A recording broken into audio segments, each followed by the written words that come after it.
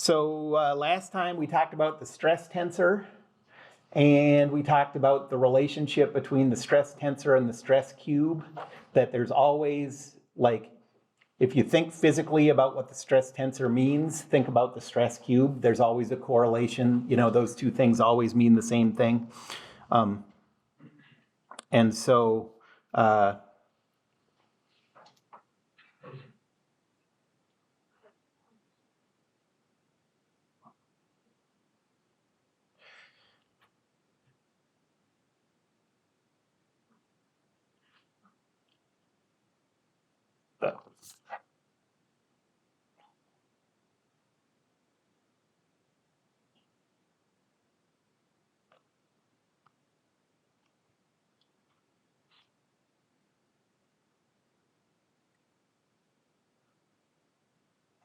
okay, so we got sigma xx, sigma xy, sigma xz,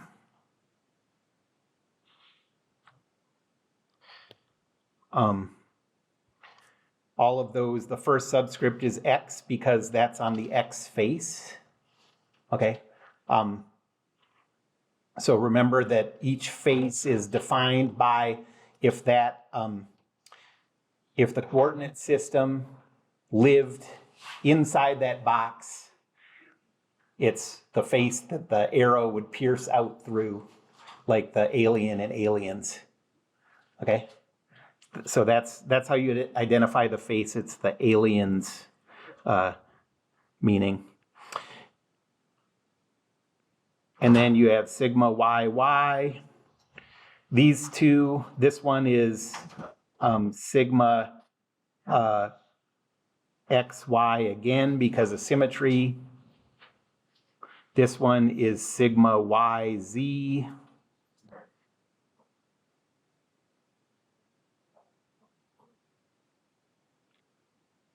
And then you have sigma ZZ, XZ, and YZ again. And that corresponds to a stress tensor XX, XY, XZ, XY, YY, YZ, XZ, YZ, ZZ. Okay, and these are the main diagonal elements are the normal stresses.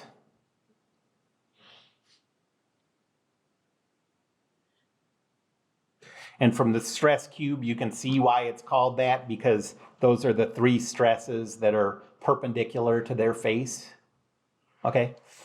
And the off-diagonal elements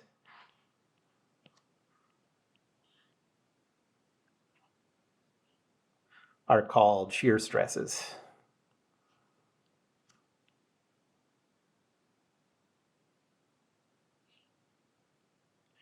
Okay, so now I want you to notice that on each one of these faces,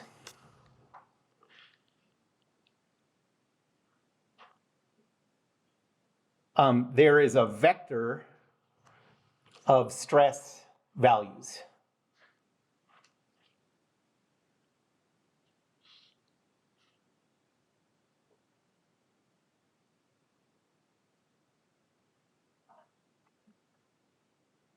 Okay, and you can think of that as the,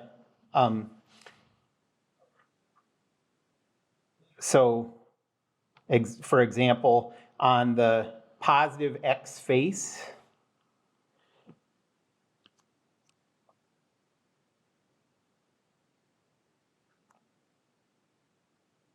there's a vector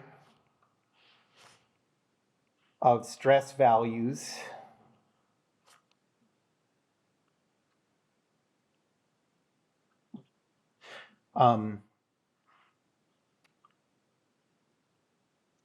And if you look at the face, you can see the x component is sigma xx.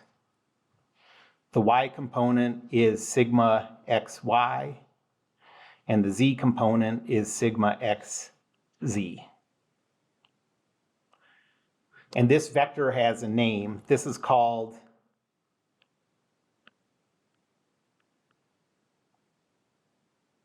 the traction vector on that face.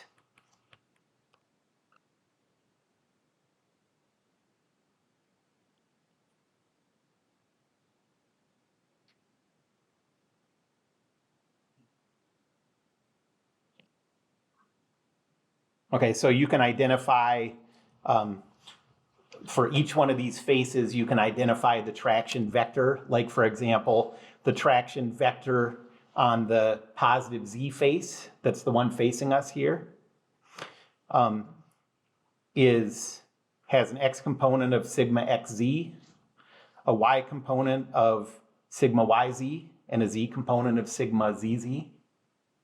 You see that? There's a relationship between the stress tensor and the traction vector.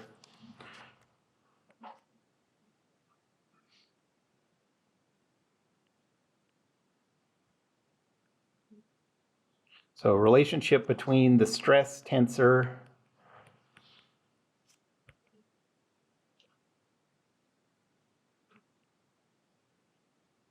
and the traction vector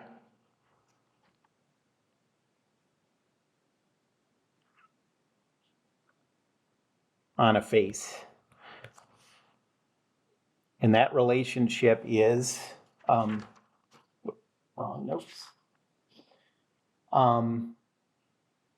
I'm going to call the traction vector lowercase t vector. And if you take the stress tensor and multiply it by an outward facing unit normal vector, you get the traction vector on that face. Okay, so if you're trying to find the traction vector on a face,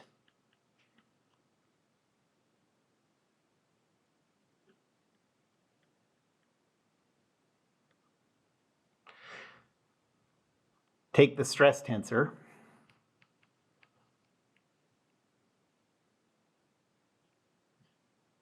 multiply it by the unit outward facing normal for that face,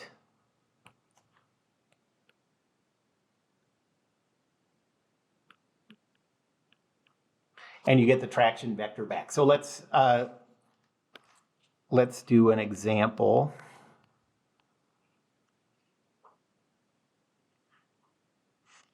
So I'm going to start with a stress cube.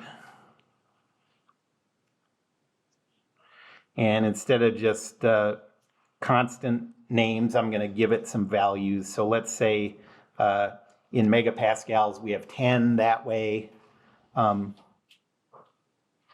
Let's say we have 5 that way.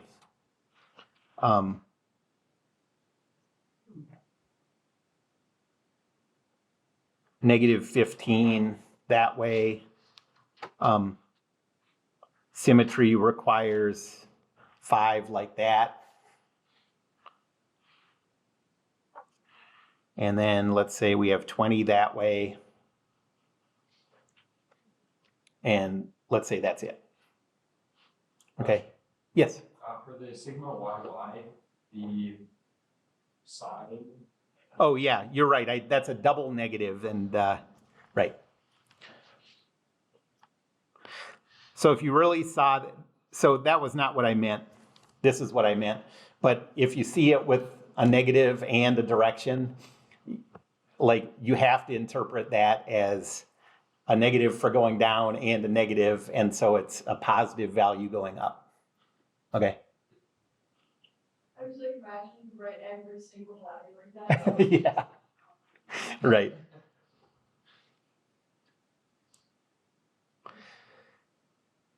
All right, so let's say that we want to know what's the traction vector on the negative y face.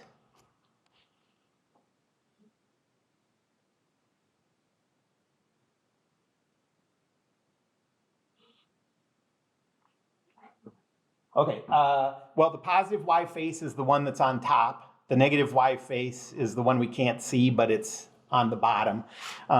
So let's first figure out the stress tensor, and then we'll multiply by that outward facing normal, and then we can, since we know how these work, we can check our answers to see that it worked out right.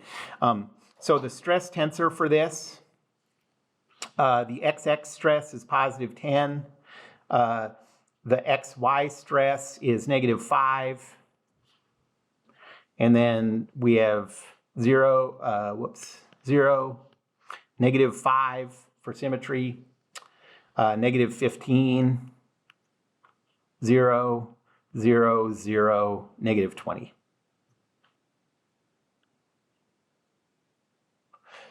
For the negative y face, what's an outward facing unit vector?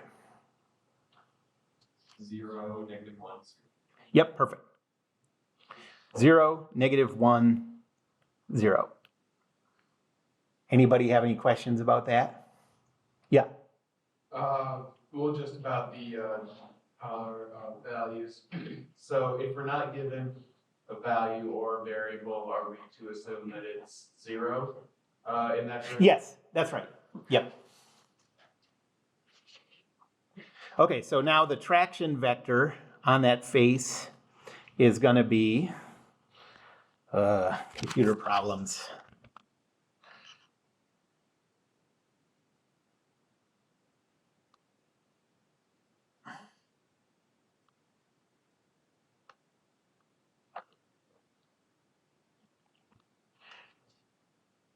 Okay, so we're gonna take this stress tensor, 10, -5, 0, -5, -15, 0, 0, 0, -20. Multiply it by the outward facing normal.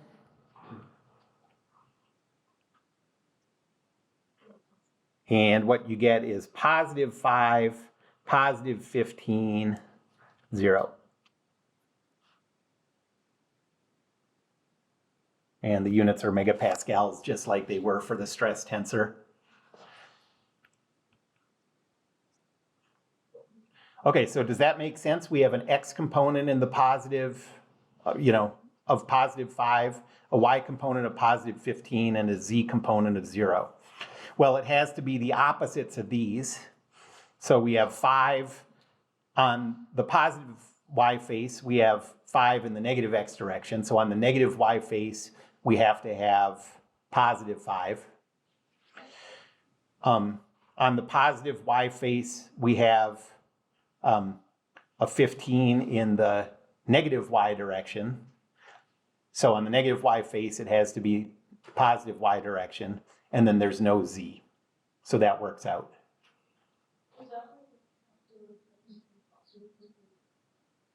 Is that why what? Yeah, that's right, because the positive faces tell you what the negative faces have to be. They have to be equal and opposite, or else there's no way to achieve force equilibrium. Okay, well, this is a pretty, yes? Would the way to find the overall stress tensor be to multiply the fraction vector by the transpose of the n unit vector? Yeah, you could do that. Yeah, that's right. You had it? Yeah, that's right. So I was going to say this is pretty useless the way I have it here, right? Because, I mean, we already knew what these values were. I mean, this is, so really, this just looks like a way to read off certain values off of the stress tensor for the most part, right? But it turns out that, so remember when we defined the stress tensor, we started with a finite cube, shrunk it down, and so this is a cube, an infinitesimal cube that defines what's happening at a single point. And there's no reason that that cube needs to be oriented with the coordinate systems, with the coordinate axes, okay? So this actually is a way to find tractions on faces that are not oriented with the coordinate axes also.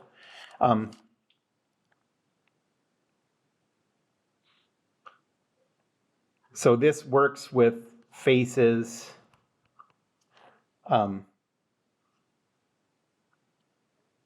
inclines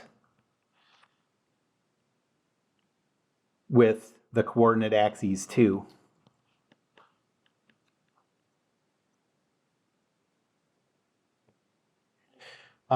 So for the point given above,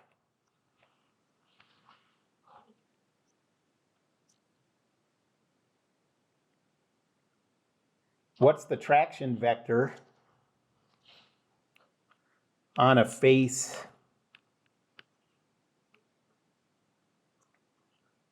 oriented? So let's do, so let's say if this is our x and this is our y-axis, z is coming out at us. What about a face that's oriented this way? Where this angle is, let's say this is 60 degrees and the material is over here. Remember, you have to always know which side is in and which side is out to the material. Well, all we have to do is come up with a unit vector that comes perpendicularly out of that face. So we're looking for a vector like this. And so if you start, so if we express this as a counterclockwise angle from the positive x-axis, then we can just use cosine and sine to come up with that unit vector. So let's think like this. We'll start at positive x, rotate counterclockwise to 60, so we're at plus 60. Now we want 90 from that, so subtract 90. So the angle we want is negative 30 for the outward facing normal.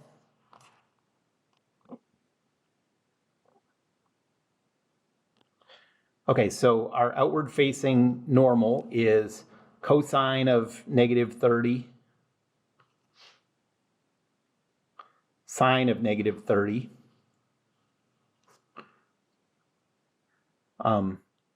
and 0 for z.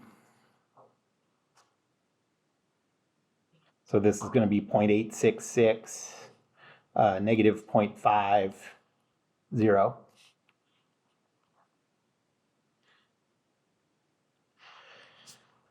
And now we'll take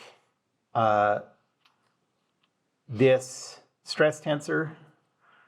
We'll go 10, negative 5, 0, negative 5, negative 15, 0, and then 0, 0, negative 20. And multiply it by this outward facing normal, 0.866, negative 0.50. Can someone multiply those two and tell me what you get? 11.16, 3.17, 0. Like this? Yeah.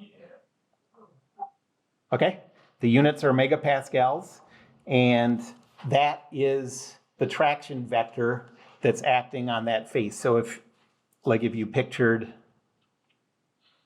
this stress cube like this, over here you would have a component of 11.16 there,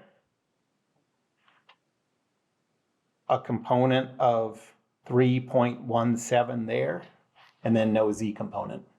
Yes? Scroll looks like it's gonna. Yeah.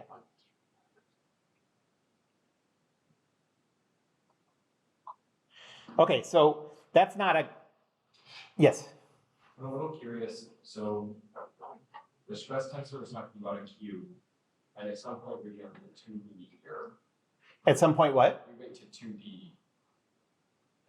Did we just? Oh, we just didn't have a component, and that's just because I chose a face that was in the XY plane. Okay, and it would just be harder to draw. Yeah, right. I just didn't want to draw it exactly. Because then you need like all three angles, right? Yeah, so, and yeah, I couldn't have used cosine and sine to do it. I would have had to think harder to come up with it, that's right. But yes, it can be totally three-dimensional, yes. So, the cube is just going to be how we kind of, idealize, I guess, the direction of the force that we need? Or how is that? Yeah, the cube is just, the cube is a way to visualize the values that are showing up in the stress tensor. Okay. Visualize what they mean. But remember, there's nothing, the coordinate system is what we choose, so there's nothing special about that cube versus a sphere versus a cube that's at an angle or whatever, and you can figure out all that stuff using this traction idea. Yep. What does the traction vector represent?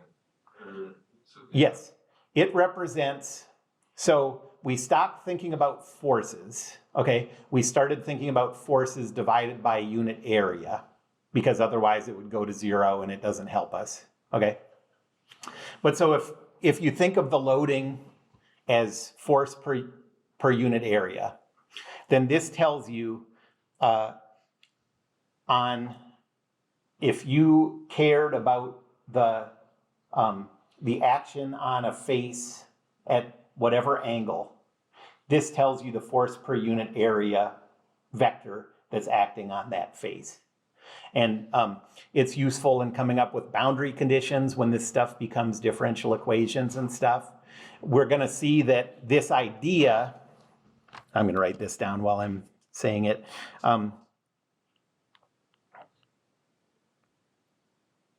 This is the basis for the derivation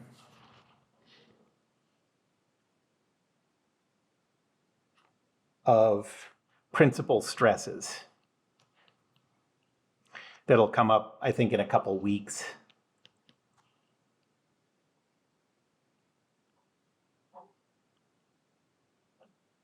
In this class, that's the only thing that we're going to use this for. This traction idea isn't going to be like a big thing in calculations, but it's a good thing to get used to for later classes where you talk about stresses. Any other questions about this? To follow up, why is it useful to rotate the cube? Normally we want to simplify the problems, but this seems to. Yeah.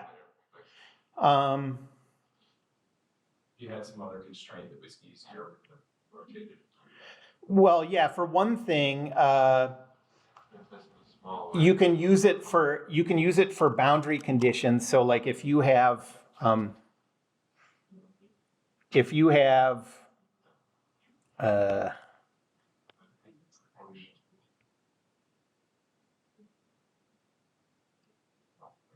okay, so say you're doing a calculation of some physical thing like this, and you're trying to calculate the stresses in there, okay? Well, here are 1, 2, 3, 4 faces where you know what the traction should be, okay? There's no, since there's no external force acting on any of those 4 faces, you can say, okay, the traction is 0 here, here, here, and here. Now, based on what you know about the stress tensor of that material, that can be a boundary condition that lets you solve for the stress values. So that's one use for it. Another use for it is principal stresses that I'm just not going to talk about yet, but we'll see that. So yeah, so you have a state like this, and we just chose a coordinate system with x pointing to the right, y pointing up, z coming out. What would that stress tensor be if you chose just arbitrarily some different coordinate system? It's pretty hard to wrap your head around, actually. The values seem to change without a lot of rhyme or reason, you know? And so if you're trying to figure out whether this material is gonna, if this, say this represents a beam that's in an actual structure, you look at that stress tensor, you're like, how do I know whether this thing's gonna break? Like, I see a 15 there, or I see a 20. My biggest value is a 20 megapascal. Does that mean it's gonna break? Well, if I went to a different coordinate system, that would maybe be 18 or something, you know, or it would be 11.16. And I didn't do anything to change the loading, I just changed the coordinate system, you know? So what you're really looking for is some kind of set of absolute values that will tell you the amount of loading so you can compare it to something. And principal stresses let you do that. It turns out that there's one coordinate system where all of the stresses are normal stresses, and it includes the biggest and the smallest value of the normal stresses. And so it's sort of an absolute that you can use to figure out whether something is going to break or not. And that rests on this idea of changing the coordinate system to find sort of a maximum kind of thing. Okay.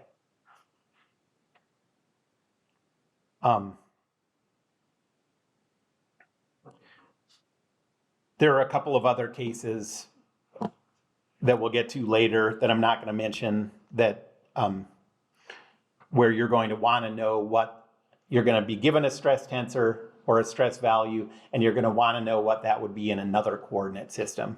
And it's all based on this idea. Okay, I'm erasing this.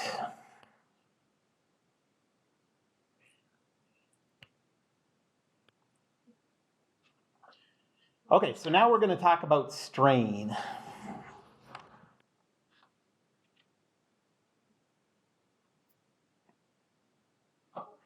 So remember that stress is the loading of the material or the object at a point.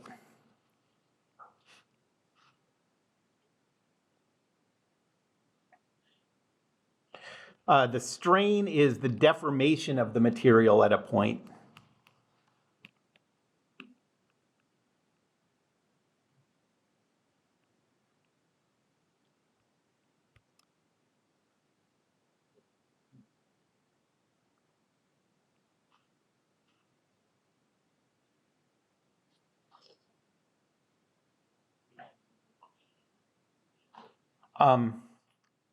And we're going to see in this class,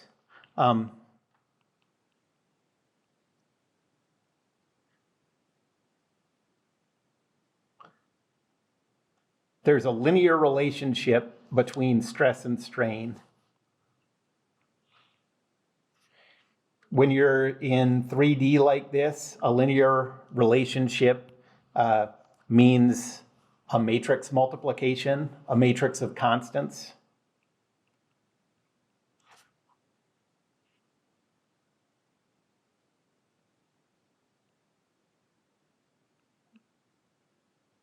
Okay, so there's a linear relationship, which is a constant matrix.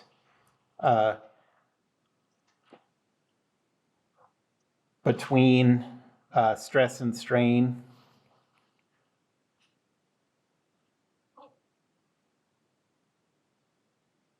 And a material that has a constant relationship like that is called Hookean, which makes sense because Hooke's law is the spring relationship between loading and deformation. Okay.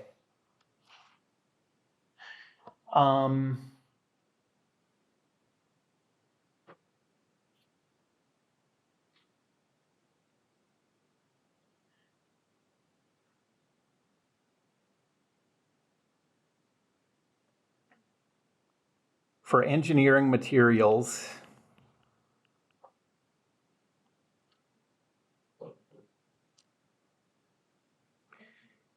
in this linear or Hookean range,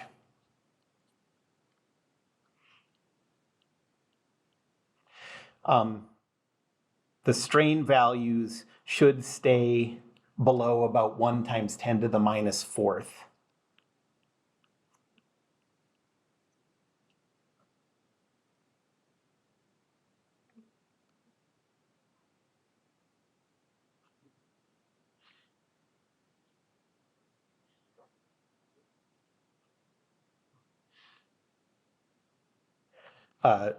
We're going to see that the units of strain are, that it's unitless.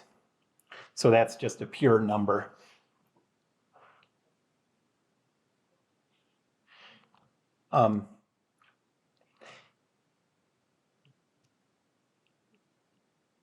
In general,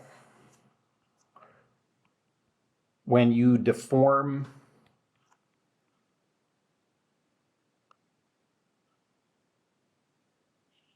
a cube,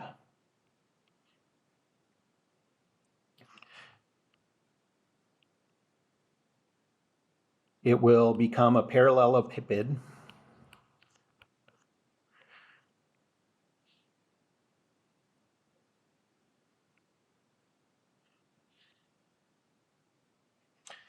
So you'll start with something like this.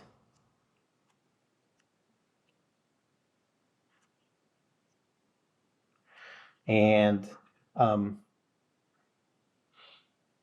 you'll end up with something like this, where every side is a parallelogram. Some sides will get longer, some will get shorter.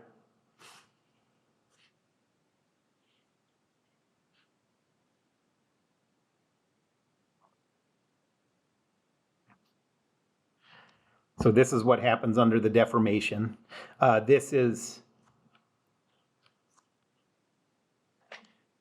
This picture that I drew here shows strains way, way bigger than, this shows strain values that are around 1 to 2. Okay, that's way bigger than 10 to the minus fourth, but I'm just showing you an exaggerated form so you can picture it. Yeah. So what would fall outside of like engineering materials? Play-Doh. Water. What about because strains like would cause like rocks to deform. So would that fall like outside of the engineering materials? No, rocks work pretty well for this. Stone follows all this stuff pretty well. It's a brittle material, whereas metals are more ductile. They can deform they can deform a lot without breaking, But yeah, so I'm just talking about things that are strong enough that people use them in engineering applications. So, I'm talking about a few different types of metal, concrete, stone works pretty well. Even animal bone works pretty well with most of this stuff, not all of it, but most of it, for like biomedical applications and stuff. Yes? So then I'm guessing with extreme heat, that causes like steel to actually be deformed and shaped. Extreme heat? Well, like Yeah. you're forging steel to make it the actual bar shape that you need. Yeah. That's the extreme heat allows it to be deformed and then. Really any metal kind of does all of this stuff I'm talking about. Some metals you wouldn't use in engineering applications, like gold isn't very useful for most engineering applications because it's not very strong and it's really expensive, but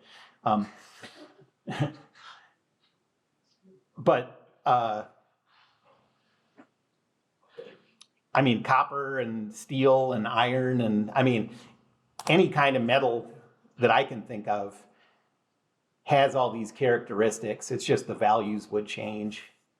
Yep. So do materials have different like resistances to deformation? Yes. Or- Yes, for sure. Well, so take copper versus steel, and make two bars that are the exact same shape, if you apply 5,000 newtons of force on each side of the copper thing, it's going to have more deformation than the steel thing. Is that based off like bonding? What is that based off of? That's a good question. Uh,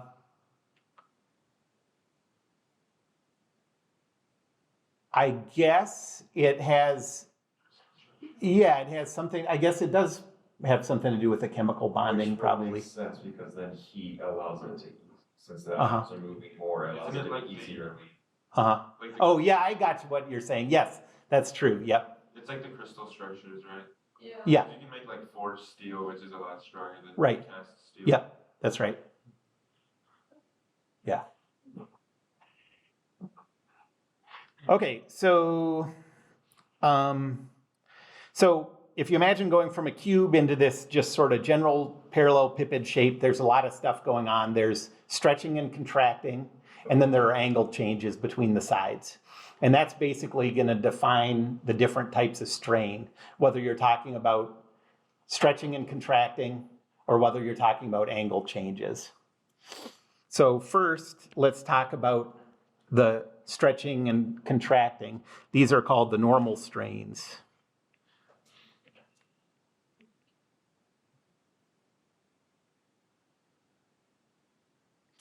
So let's say that you start out with a material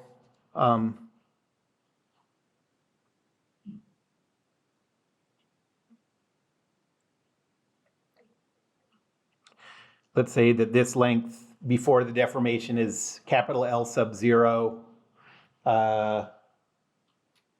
Let's say that this before deformation is, let's make it a square so I don't have to think of so many variable names.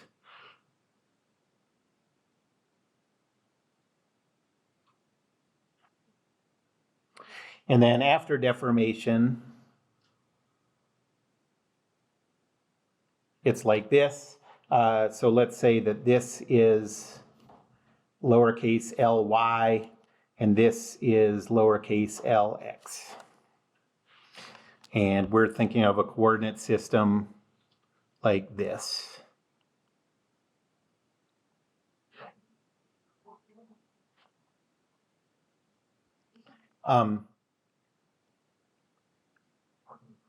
Well, the normal strain epsilon xx, I'll usually just call that exx because it's easier to say,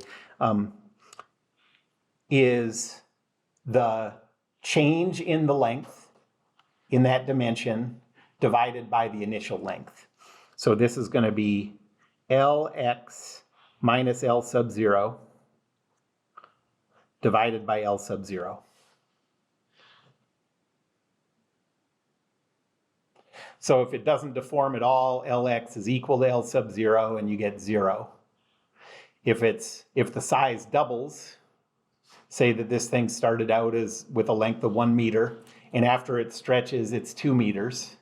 Then you have 2 minus 1 divided by 1, and you have a 1.0 strain, which is much, much bigger than 1 times 10 to the minus fourth,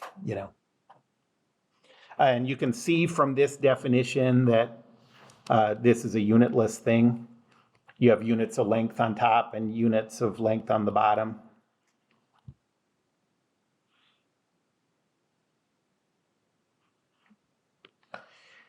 And then the normal stress in the y direction, we're going to call EYY. You can see that the naming is sort of mirroring the naming of those stress values. But this is telling us that we're looking at the normal strain in the y direction, and this is going to be Ly minus L sub 0 divided by L sub 0. So it's like not a square, it would just be whatever the L sub 0. Yeah, Exactly. Yep, exactly. And you can see that, so notice, a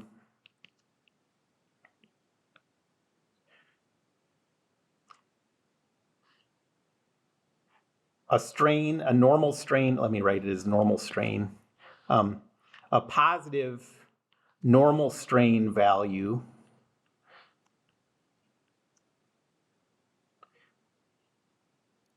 means the object is stretched in that direction. And a negative normal strain value means it's contracted.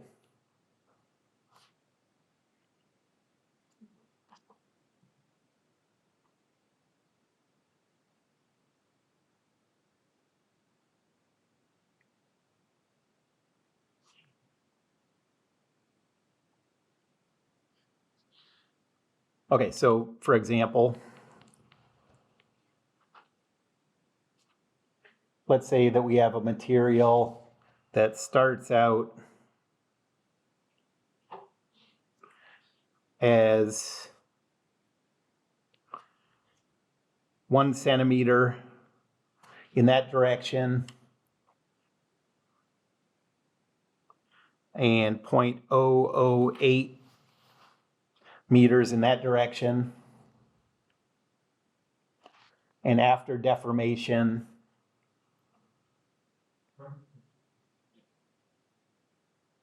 this horizontal distance is 0.011.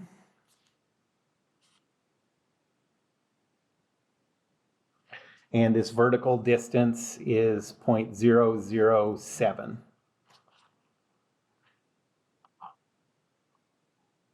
And let's say that the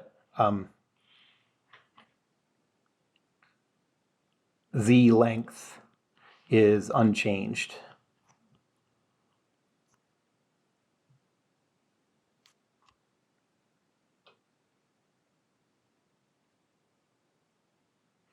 Calculate the normal stresses, normal strain, sorry.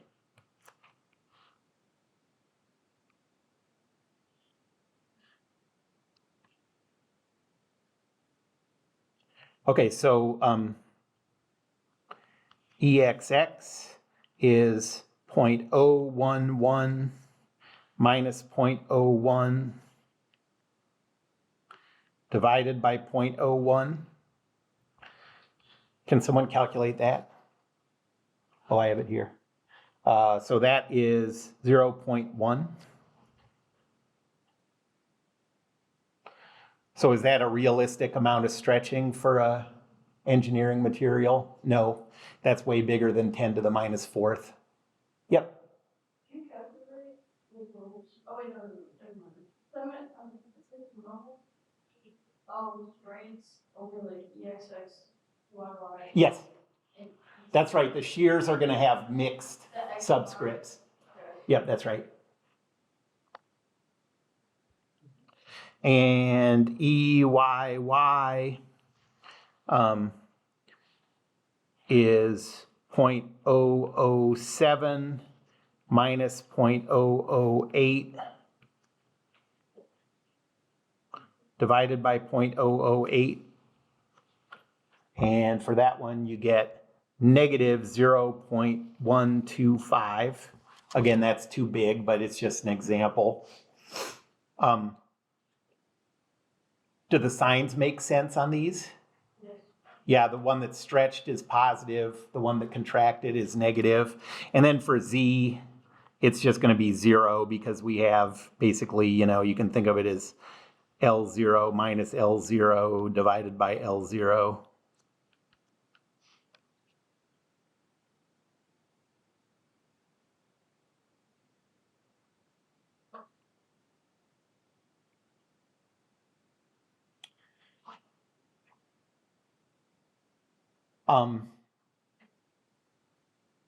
The shear strain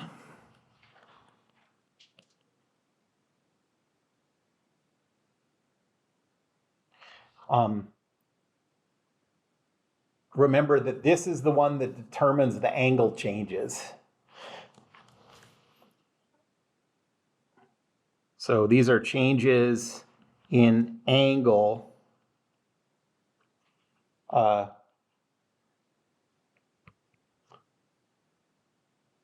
between faces. So in the previous problem, we assumed the angles didn't change at all. Everything was just equally compressed or stretched. Right, that's right. Yep.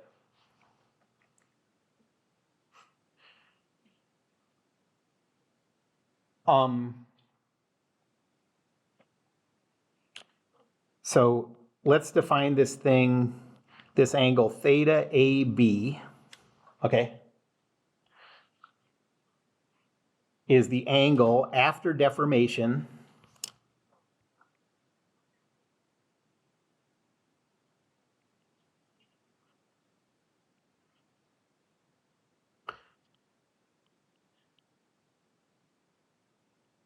between the positive A and positive B faces.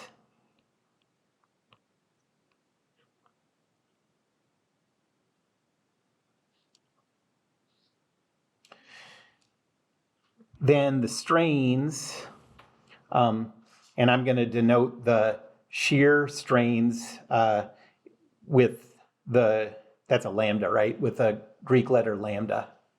Lambda. No, that's gamma. That's gamma. That's the Hulk one. So gamma xy, the shear strain between the x and y faces, is pi over 2 minus theta xy.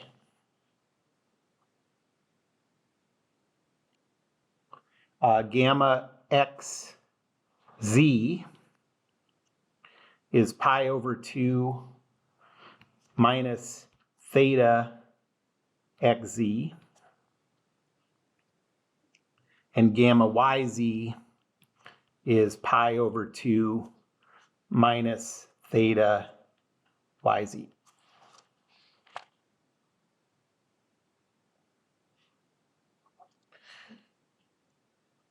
And here is what you will see. So notice, just like you could eyeball a deformation and tell whether the normal strain is going to be positive or negative, you can do that with the angle changes too. If the angle change, or if, let's say, if the angle between positive faces becomes more acute,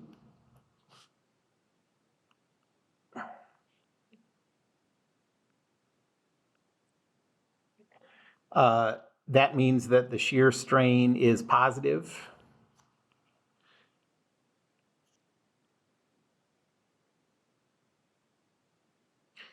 And if the angle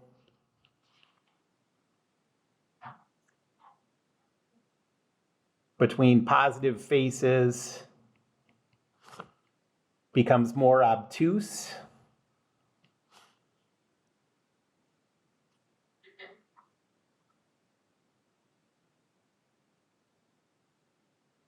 that means that the shear strain is negative.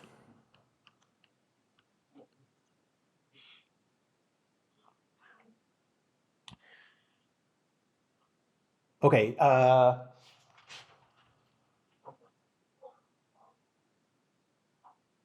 let me just finish up with that next time. I'll give you a couple of problems to do with normal stresses and traction and normal strains, and then we'll finish talking about strain on Friday. Question? Are we gonna do anything with like rotational strains? Because we've done, as in like about an axis.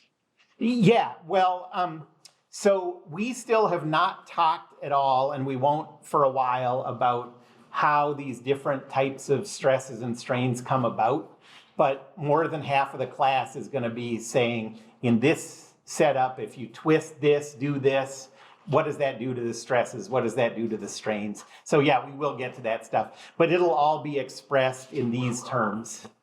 These 6 values for the stress and the 6 values for the strain.